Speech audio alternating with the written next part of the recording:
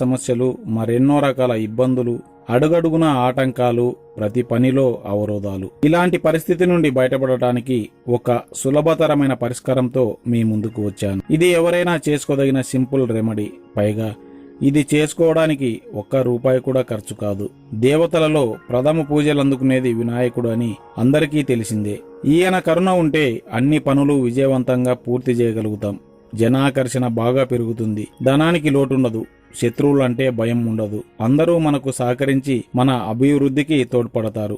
విఘ్నరాజు అయిన వినాయకుడి అనుగ్రహంతో ఎంతటి అసాధ్యమైన పనులైన సంకల్ప బలంతో సిద్ధింపచేసుకోవచ్చు. వినాయకుడు సాక్షాత్తు కొలువై ఉండే వృక్షం శ్వేతార్కం, అంటే తెల్ల జిల్లేడు. ఈ తెల్ల జిల్లేడు చెట్టుతో చేసే ఏ రెమెడీ అయినా వినాయకుడి అనుగ్రహాన్ని సంపూర్ణంగా అందిస్తుంది. ఏదైనా మంగళవారం రోజు మీకు దగ్గరలో ఉన్న తెల్ల జిల్లేడు చెట్టు దగ్గరికి వెళ్లి చెట్టు మొదట్లో కాండానికి